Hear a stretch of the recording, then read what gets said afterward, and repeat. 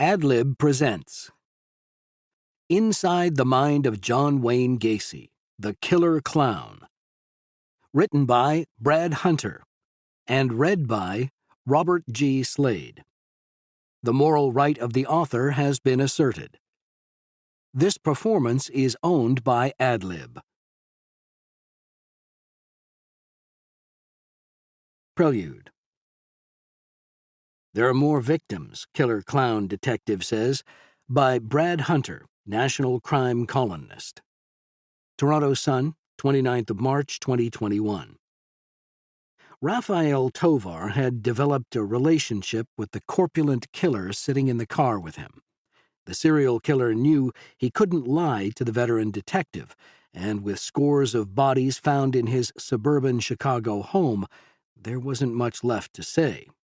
But killer clown John Wayne Gacy couldn't help himself.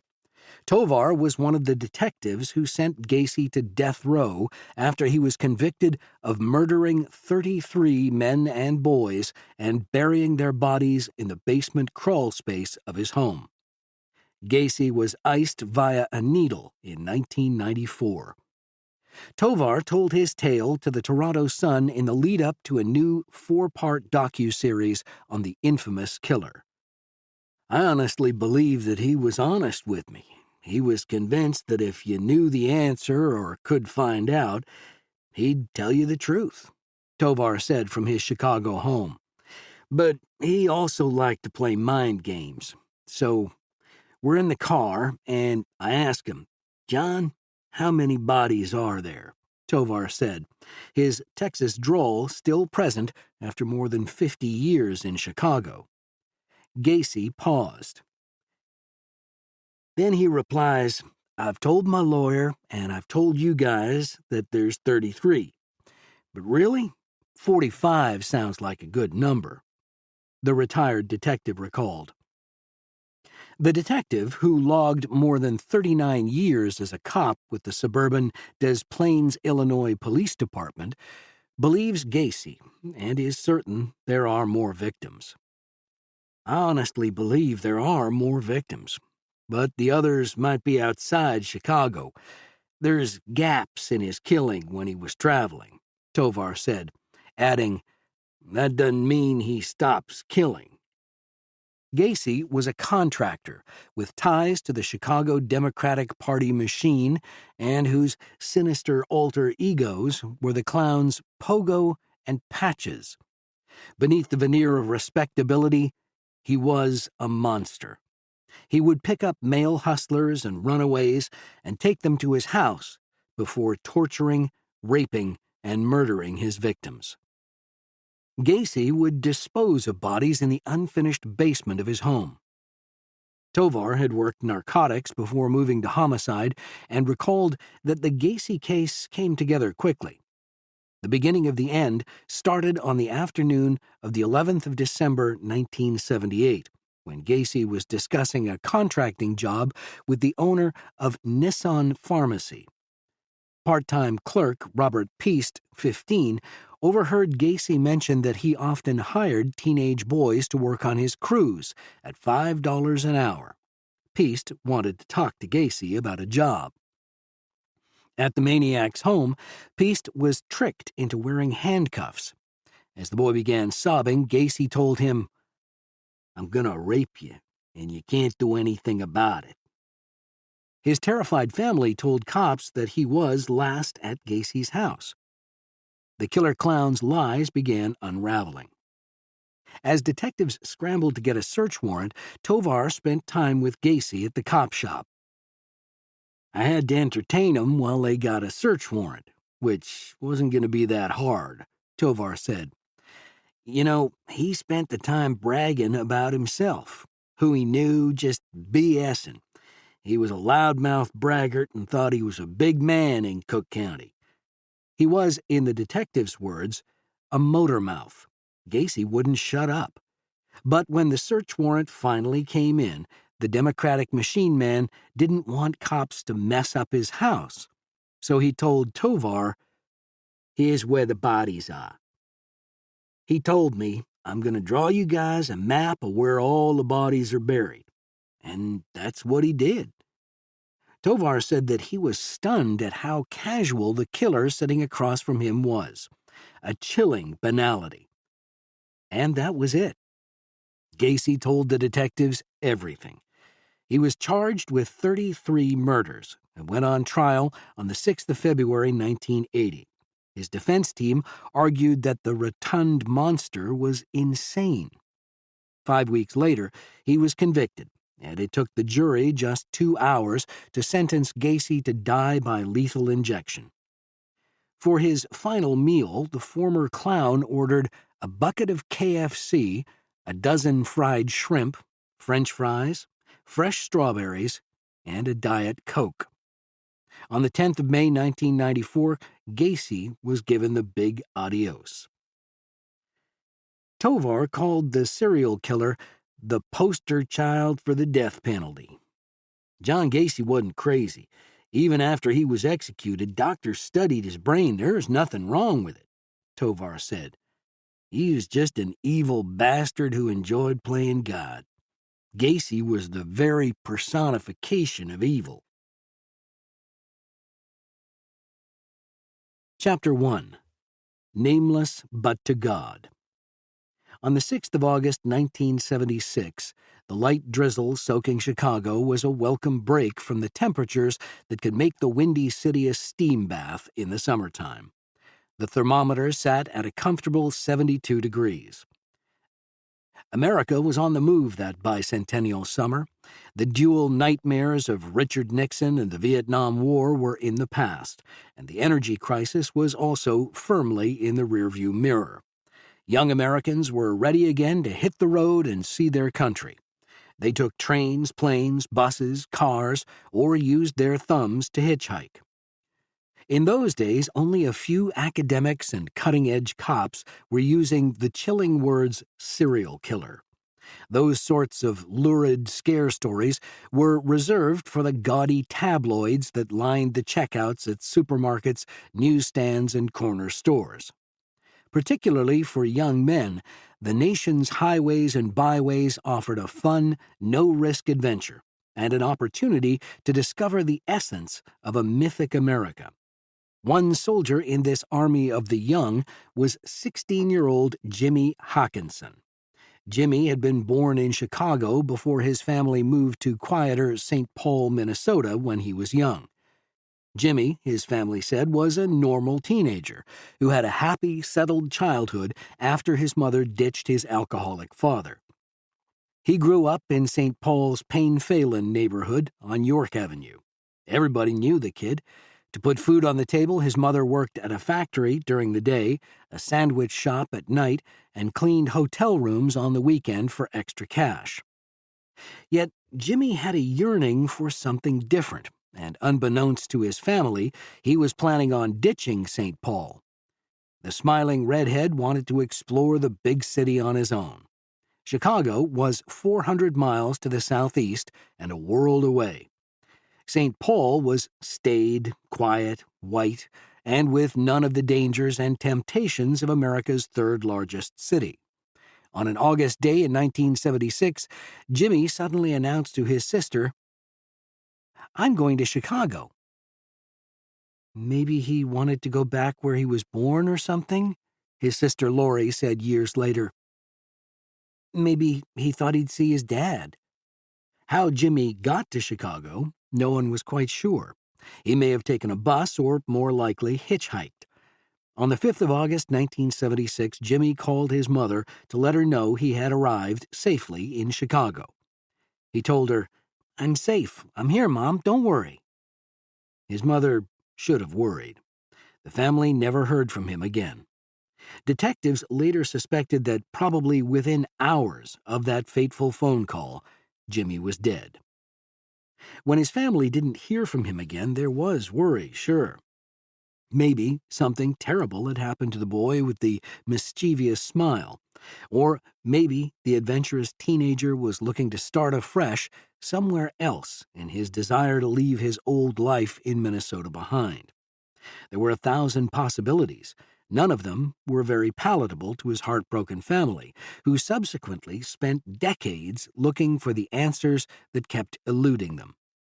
One terrifying possibility the family looked at just 3 years after Jimmy vanished was that he had fallen prey to notorious serial killer John Wayne Gacy. In fact, in 1979, his mother made the long trip to Chicago after the chubby contractor was arrested and accused of being America's worst serial killer. She was sick with worry that her boy was one of the bodies discovered in the makeshift crypt beneath Gacy's modest suburban home in Des Plaines outside Chicago. The problem for the Hockenson family was that they did not have Jimmy's dental records. In those sunset years of the 1970s, dental records were one of the main tools in putting names to unidentified bodies. So without them, identifying a decayed corpse could be almost impossible. The game-changing technology of DNA was at least a decade or more away. They definitely were a very concerned family, Cook County Sheriff Tom Dart said.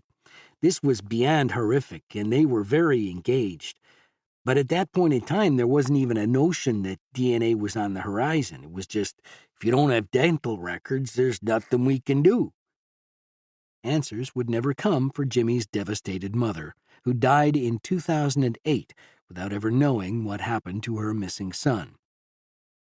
Like Jimmy Hockenson, Francis Wayne Alexander was also missing for a long time, since sometime between early 1976 and early 1977. The North Carolina man was about 21 years old at the time he disappeared. His mother, 2 half-sisters, and 2 half-brothers always wondered what happened to the young man. Alexander's family knew he had moved to the north side of Chicago in 1975 and had been living there for about a year. He had been married in New York City and made his money working in bars and nightclubs. His half-sister, Carolyn Sanders, who described her brother as a jokester, who also had a sensitive side, later said she received a Christmas card from Alexander not long before he disappeared. "Hey, baby, I'll see you soon 'cause I love you. Wayne," it read. There was no return address. Sanders said she believed in her heart that her brother would keep his promise and visit. He always had, but the family never saw or heard from him again.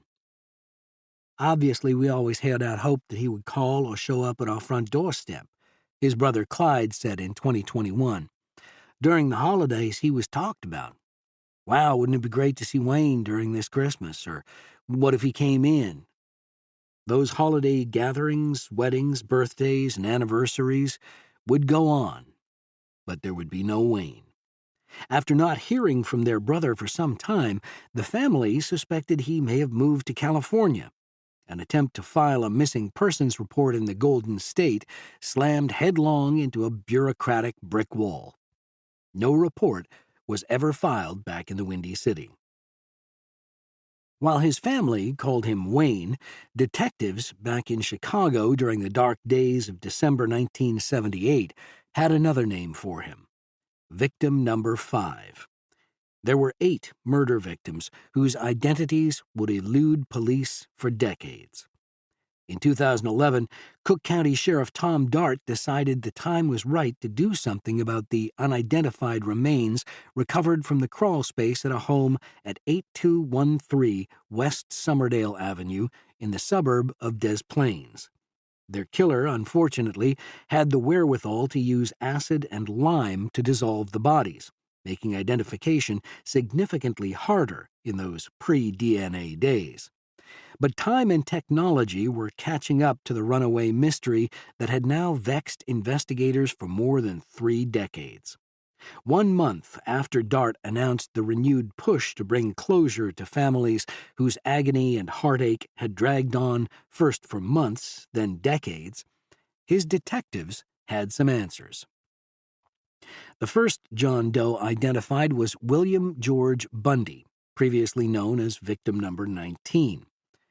The sad tale of Bundy is chillingly familiar. He had vanished 4 days after his 19th birthday.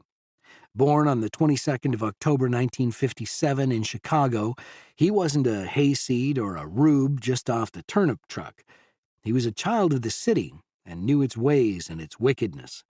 Bundy was a local boy, a star diver and gymnast, and a popular student at Chicago's Senn High School. After dropping out of high school, he worked construction jobs to make ends meet. He disappeared on the 26th of October 1976. That autumn night, Bundy planned to go to a party with pals. Oddly, he forgot his wallet at home. He would never be seen alive again. 35 years later, his sister, Laura O'Leary, still remembered the night she said goodbye to her brother. "I remember him leaving that one night, saying he was going to a party, and that was the last time I saw him," she said. 2 years after Bundy's mysterious disappearance, the news about the suburban serial killer had exploded onto the nation's front pages, and the revelations hit particularly hard at Gacy Ground Zero, Chicago. His family long suspected that Bundy may have fallen into the clutches of John Wayne Gacy, but they really didn't know for sure, just like other families desperate for answers. Bundy, was learning to be an electrician, and when that happened and I found out that Gacy was a contractor, I just knew it, O'Leary said. But even as the horrors emerged, the Bundy family could never prove that Bill had been a victim of this nondescript businessman. Bill's mother had come forward seeking assistance. However, Bill's dentist had retired, and the family proceeded to try to find him. Tom Dart later said. Once they did, they found that the dentist had destroyed all his dental records. In a grave marked "We Remembered," Bundy's unidentified body was buried in 1981, alongside the remains of Gacy's other unidentified victims, as part of a public memorial at a cemetery in Hillside. Identity? Unknown but to God. Local funeral homes had paid for caskets, burial, and headstones for the unidentified victims. In 2011, Cook County Sheriff Tom Dart was now determined to change the narrative for the doomed and unknown boys and young men. Bundy's remains were exhumed in 2011. It was Laura who put the wheels in motion in the fall of 2011, cops would later admit. She called detectives. She had information about her brother, and she would provide a DNA sample. The specimen was sent to a lab at the University of North Texas, where they hit pay dirt with a match between O'Leary and the remains formerly known as victim number 19. Cops theorized that Bundy went to work for John Wayne Gacy's construction firm, and at some point the apex predator developed sinister designs on the popular young man and decided to make his move. All my girlfriends wanted to date him. They didn't ever come over for me, only for him, Laura told reporters about her brother in 2011. Today's terribly sad, but it is also a day that provides closure. We have been waiting for a long time for closure. I know that the sorrow will eventually go away and I'll have a place to visit him. DNA finally brought some sense of closure to the Hawkinson family as well, and the next victim to be identified was Jimmy. Genetic material submitted by the teen's brother and sister confirmed the boy was one of Gacy's victims. It was Jimmy's nephew who became his uncle's advocate, even though he had never met him. Investigators connected the dots from DNA and the Minnesota teen's original missing person report to determine that the boy with the sunny disposition who had been missing for so many years was in fact victim number 24. My brother has been missing for so long, and it's so nice to know that we've found our brother now, even though it's not good, Jimmy's sister Lori told the Chicago Tribune. Sheriff Tom Dart told reporters at the time that the positive identification was bittersweet. It's beyond heartbreaking when you're explaining to them that their worst possible horrors are actually, unfortunately, true, the cop said. How young Jimmy fell into the clutches of an alpha predator like Gacy will likely never be known. Maybe it was a job offer. Perhaps they met at the bus or train station or other areas where young men might be found. Gacy was known to prowl the Greyhound bus terminal looking for boys.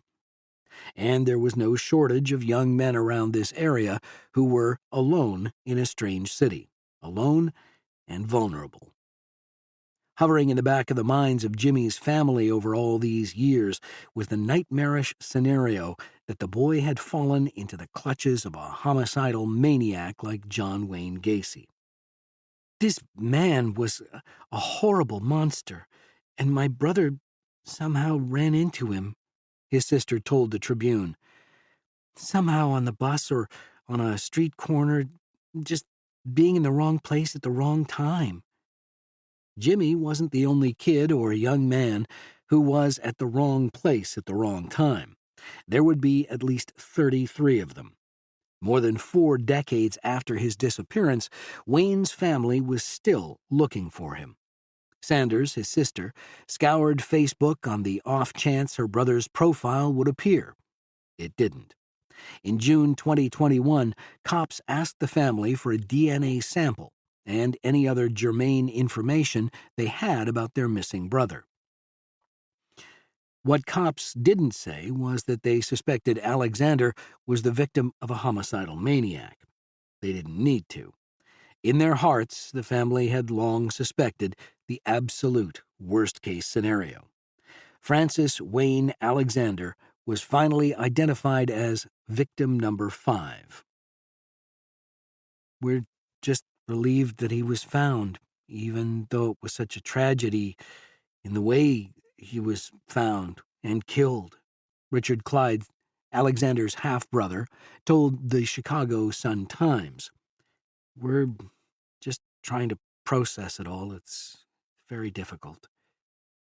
Carolyn Sanders, his sister, was just 14 when her big brother Wayne vanished, and said the family believed something was preventing him from contacting the family.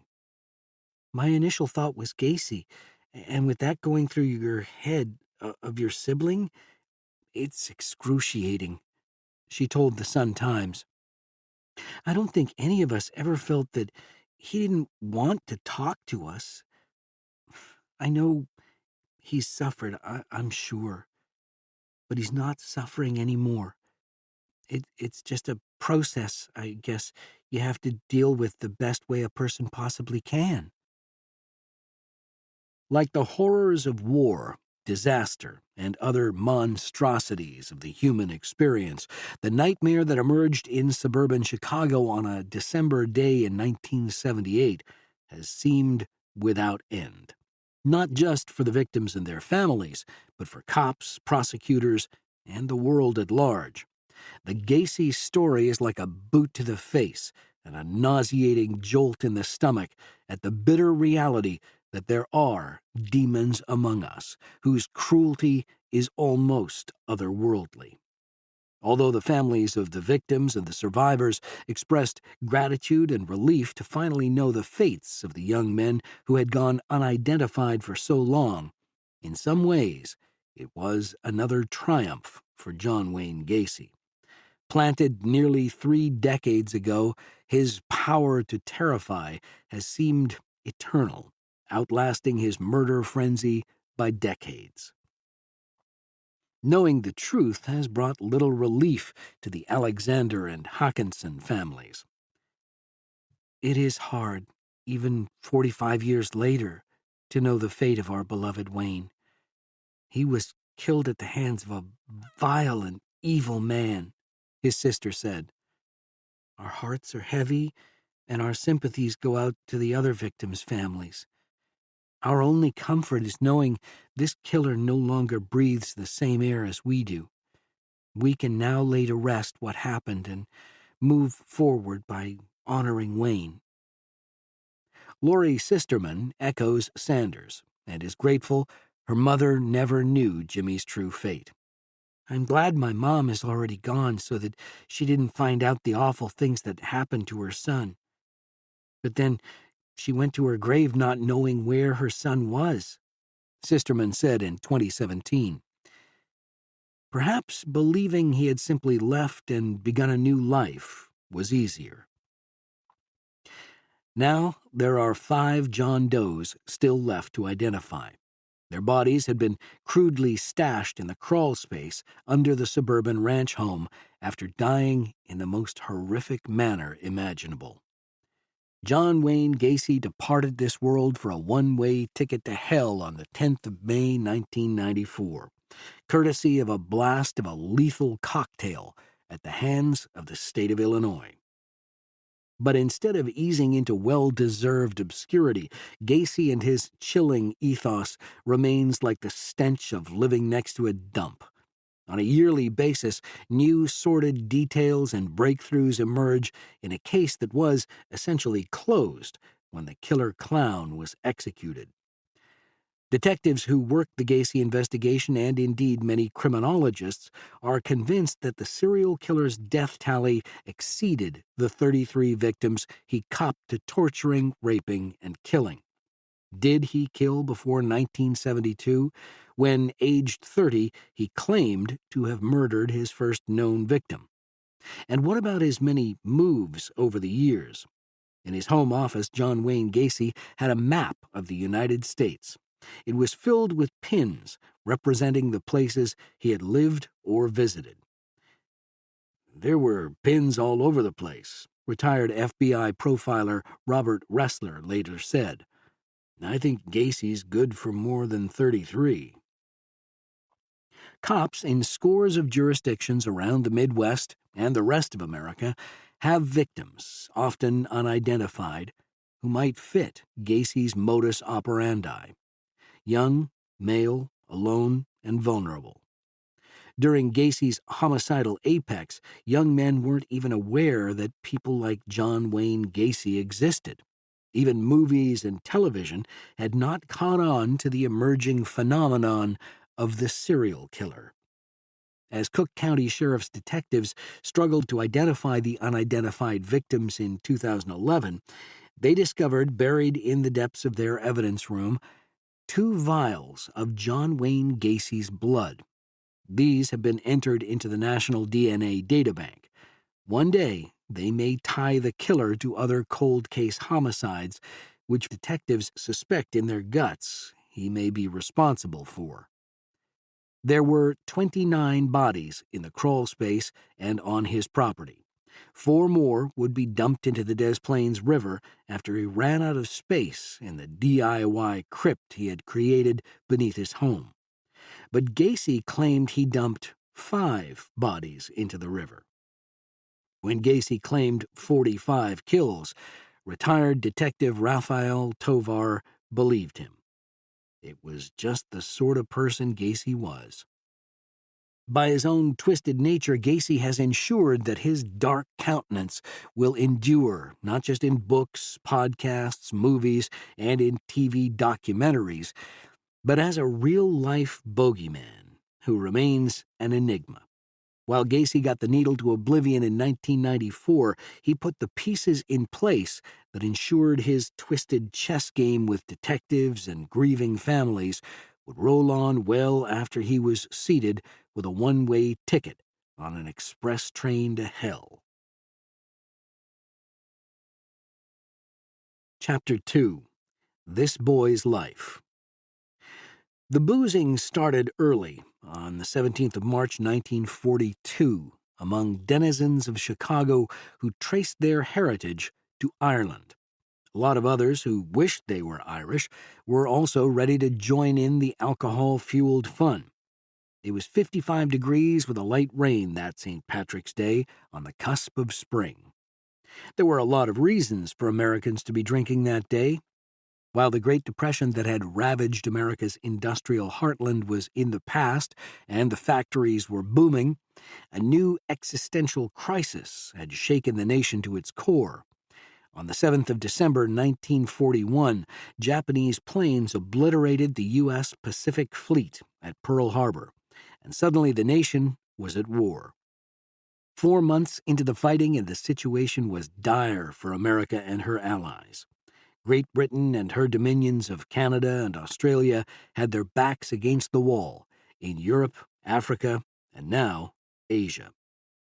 America, a country that worships winners, was watching its forces being obliterated across the Pacific, in places most of their countrymen had never heard of.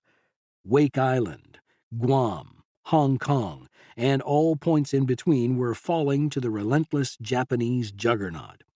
Worse, U.S. and Filipino forces were now trapped on the Bataan Peninsula in the Philippines, without supplies, food, or ammunition, and simply waiting for the inevitable collapse that would come. This would come on the 19th of April, 1942, with the capture of 76,000 American and Filipino prisoners. On that St. Paddy's Day, a world away, General Douglas MacArthur took a patrol torpedo boat for Australia with his family and abandoned his men fighting for their lives on Bataan. But for the family who lived at 4505 North Marmora Avenue in Chicago, the woes of the world were the least of their concerns that day. A couple was about to add a new child to a suddenly very dangerous and uncertain world. At the time, the Jefferson Park neighborhood on the northwest side was the redoubt of Eastern European families, particularly Polish and Ukrainians. The area was annexed by the city in 1889 and was initially settled by German immigrants. So far on the edge of the growing and bustling metropolis was this neighborhood that a sign was erected signaling that visitors were at the gateway to Chicago. The neighborhood's showpiece and namesake is in fact Jefferson Park, which is now listed on the National Register of Historic Places.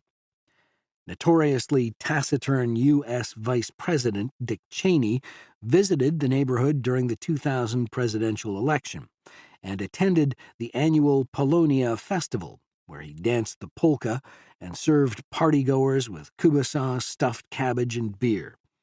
And as the crowd cheered, Cheney shouted in Polish, "Sto lat," "May you live to see 100 years," to loud cheers. Even today, visitors could be forgiven if they thought they were in Warsaw. But Cheney's visit aside, the area has long been a Democratic Party stronghold, with wide support from city and Cook County workers, cops, firefighters, and others who have lived in the area for decades. And in spite of the violent crime wave throttling Chicago, Jefferson Park was a safe neighborhood in 1942. And remains so today. That St. Paddy's Day in Chicago in 1942, America was in a war it was clearly losing. But in the numerous movie theaters that then dotted the landscape, there was hope in the preservation of American values. Across the silver screen, John Wayne strode like a colossus, whipping the Indians, whipping the Japanese. Now John Wayne, there was a man. As John Stanley Gacy saw it, Wayne was the epitome of what it meant to be an American male. John Stanley Gacy's first and only son was about to be born that day, and he thought the name John Wayne Gacy had a nice masculine ring to it. John Stanley was born in Chicago on the 20th of June, 1900, as the terrible new century was still in embryonic form. His parents were Nicholas Gacy and Veronica Jablonski, whose heritage was Danish and Polish, a fitting mix for Jefferson Park. For John Stanley Gacy, the seminal moments of his life that would lay the foundations of horror to come many, many decades later happened across the Atlantic Ocean in France. On the 6th of April, 1917, the United States officially entered the First World War, and John Stanley Gacy felt obliged to do his duty, so enlisted in the U.S. Army. Something must have happened on the killing fields of Europe, as it did for millions of other men in the war to end all wars. Because Gacy returned home to Chicago in 1919, a very changed man. Suddenly, booze became a problem for a man who, by the standards of the time, became quite successful as a mechanical engineer at an automobile assembly plant. Other accounts have described him as a mechanic. Despite his issues with alcohol, he was successful and prosperous, even as the Great Depression saw millions of jobs disappear, throwing 25% of the U.S. workforce onto welfare rolls. Little else is known about John Stanley Gacy during those hard-scrabble years. What is known is that on the 7th of January 1939, the longtime bachelor married pharmacist Marion Elaine Robinson. She was born on the 4th of May 1908 in Racine, Wisconsin, about 90 minutes north of Chicago. In November of that year, the couple gave birth to a daughter they named Joanne Ruth, and on the 17th of March 1942, the Gacys welcomed their second child and only son, John Wayne Gacy, at Edgewater Hospital, where future First Lady Hillary Rodham Clinton would be born 5 years later. Various reports say the baby was born with a congenital heart defect, later diagnosed as an enlarged heart. Another sister, Karen, would follow, making a family of 5. Yet the joy a new baby boy brought didn't seem to soothe the emotional chaos roiling inside deeply troubled John Stanley Gacy. His boozing became steadily worse. Now 42 years old, on a nightly basis he would retreat to the basement of the neat brick 3-bedroom bungalow on North Marmora. And he would then proceed to stupefy himself with booze, while having imaginary conversations with long-gone army buddies who perished in France. No one in his family ever knew what state John Stanley Gacy would be in, but when he went to the basement, the family knew what was coming next. Behind the prosperity and fine, neat home, there was turmoil in the Gacy household, causing the family to walk on a knife edge at all times. Early on, as a toddler, John Wayne Gacy would watch as his father battered his mom, once even seeing John Stanley knocking out his wife's dental crowns. What he could not have known was that his turn was coming. In 1992, John Wayne Gacy himself was more philosophical about his long-dead father, rather than being bitter or angry about the lousy hand he had been dealt in the parenting department. "My dad was domineering," Gacy told CBS Chicago. "He had a different set of values, but he was also a very stern individual. My dad drank a lot, and when he drank a lot, he was abusive to my mother and to me, but I never swung at my dad because I loved him for what he stood for." The young Gacy was turning out to be a major disappointment to his father. While his namesake was wiping the floor with Nazis and the Japanese in blockbusters like Flying Tigers, Back to Baton, and The Fighting Seabees, John was overweight and unathletic. Making matters worse, as John Stanley saw things in his domestic kingdom, because of the heart condition his son had had since birth, he was to avoid all sports at school. The boy was of no use when it came to the myriad home improvement projects his father was always working on. In John Stanley Gacy's eyes, his son was a sissy, and even worse, the boy was dumb and stupid. Worse, he'd dress in his mother's underwear. Adding insult, John Stanley slammed his son as a mama's boy who would more than likely grow up queer.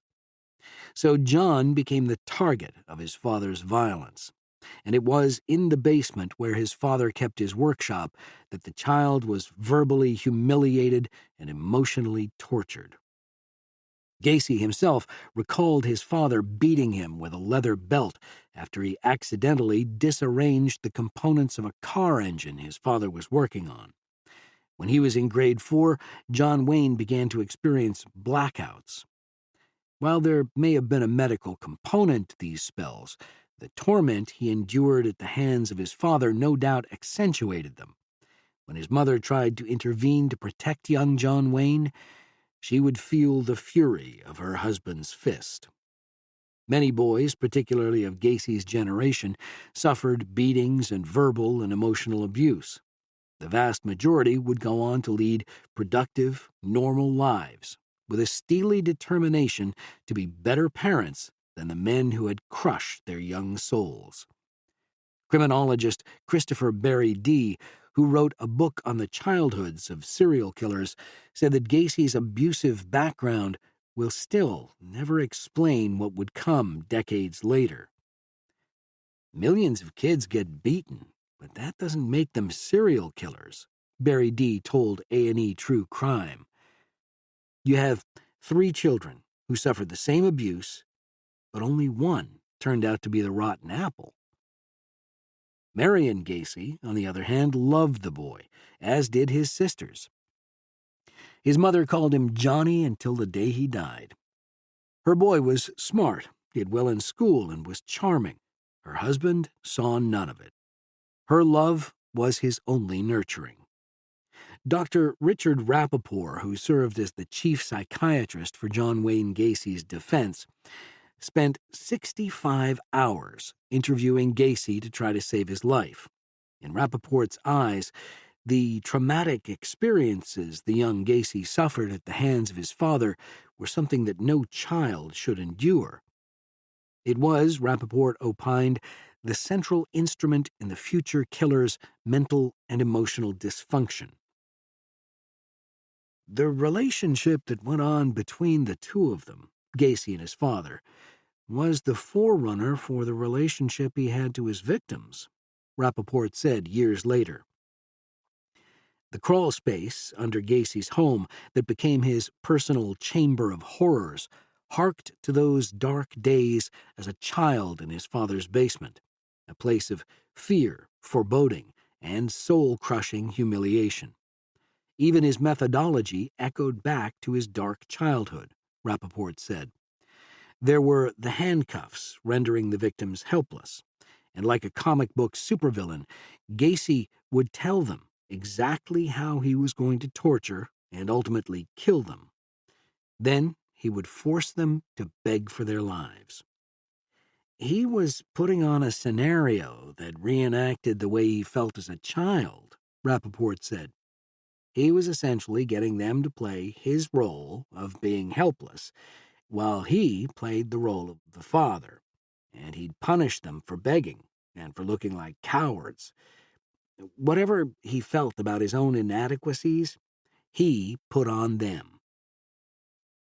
During his last years, while on death row, Gacy began writing something of a manuscript that would cover every year of his life.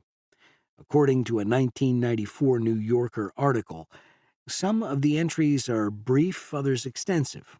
He wrote about one of the seminal events of his life, which occurred when he was 5 years old. It is entitled Background Incident, Age 5, John W. Gacy, Sexual Bewilderment, 1947. These are the killer's own words. Back then in the summer after Dad was off to work and Mother had things in order at the house, she would visit some of the neighborhood woman friends with children. Anyway, this particular time we had all went down to another family's house, which was in the next block south on Opal. We would usually stay for lunch and get back home by 3 p.m. The family's kids were all older than the 3 of us, except for 2 which were our age.